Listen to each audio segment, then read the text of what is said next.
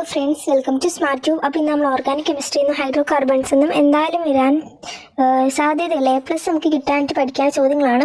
അപ്പോൾ ഇത് എല്ലാം ഇമ്പോർട്ടൻ്റ് ആയിട്ട് പഠിക്കേണ്ടത് ഞാൻ ഒരു 2 ചാപ്റ്റേഴ്സ് നിന്നും. പക്ഷേങ്കിൽ നിങ്ങൾ ഒന്നും അത്യാവശ്യം ഒന്നും പഠിച്ചില്ല, പെട്ടെന്ന് എന്താ പഠിക്കേണ്ടതെന്ന് ഒരു ഐഡിയ കിട്ടാണ്ടിരിക്കുകയാണെങ്കിൽ നിങ്ങൾക്ക് തീർച്ചയായിട്ടും ഈ ഒരു വീഡിയോ യൂസ്ഫുൾ ആണെന്ന് വിചാരിക്കുന്നു. അപ്പോൾ ഓർഗാനിക് കെമിസ്ട്രീൻ്റെ ഫസ്റ്റ് പറയാം. ഹോമോലോഗ് സീരീസ് പഠിക്കണം.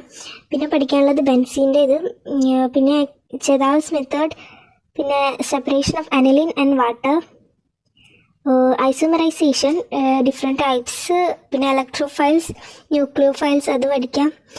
പിന്നെ പ്യൂരിഫിക്കേഷൻ മെത്തേഡ്സ്, പിന്നെ ഇൻഡക്റ്റീവ് ഇലക്ട്രോമാഗ്നെറ്റിക് എഫക്റ്റ്, ഈ 2 എഫക്റ്റുകൾ, പിന്നെ റെസൊണൻസ്, ഹൈപ്പർ കോൺജുഗേഷൻ, മെറ്റാമറിസം, അതൊക്കെ ഒന്ന് പഠിക്കുകയാണെങ്കിൽ തന്നെ ഇതൊക്കെ എന്തായാലും വരാൻ ചാൻസിലാണ്. പിന്നെ റിയാക്ഷൻസ് ഒക്കെ നന്നായിട്ട് തന്നെ പഠിക്കാം ഓർഗാനിക് കെമിസ്ട്രിയിൽ. പിന്നെ ആ ഒരു മെത്തേഡ്സ് ഒക്കെ നന്നായിട്ട് തന്നെ എന്തായാലും വരാൻ ചാൻസിലാണ്.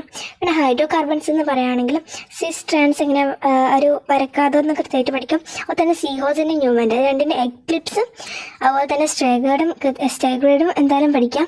പിന്നെ മാർക്കോണിക്കോസ് റൂളും വുഡ്സ് റിയാക്ഷൻസും നല്ല ഇമ്പോർട്ടൻ്റ് ആയിട്ട് പഠിക്കേണ്ടത് തന്നെയാണ്. പിന്നെ ഇമ്പോർട്ടൻ്റ് ആയിട്ടുള്ള എല്ലാ റിയാക്ഷൻസും നന്നായിട്ട് തന്നെ എഴുതി തന്നെ പഠിക്കാം. പിന്നെ വേണ്ടത് സബ്സ്റ്റിറ്റ്യൂഷൻ, പിന്നെ അതുപോലെ തന്നെ അഡിഷൻ, ആ ഒരു ഇത്. പിന്നെ ബെൻസീനിൻ്റെ ഇതൊന്നും എറോമറ്റൈസേഷൻ ഒക്കെ ഉണ്ടല്ലോ, ആ ഒരു ബെൻസീൻ എങ്ങനെയാണ് ക്രിയേറ്റ് ചെയ്യുന്ന ആ ഒരു ഇതൊന്ന് പഠിക്കാം. പിന്നെ ബെൻസീൻ തിരിച്ചെങ്ങനെ ഹെക്സീൻ, സൈക്ലോ ഹെക്സീൻ ആക്കുന്നത് അതൊന്ന് പഠിക്കാം. പിന്നെ ആൽക്കൈനൈൻ്റെ ഒക്കെ പ്രോപ്പർട്ടീസും കാര്യങ്ങളൊക്കെ പഠിക്കാം. അപ്പോൾ നിങ്ങൾക്ക് A+ ഈ 2 ചാപ്റ്റർ ഇത് പഠിച്ചാൽ തന്നെ കിട്ടാൻ തന്നെയാണ് നല്ല ഹൈ ചാൻസ്. അപ്പോൾ all the best. Thank you.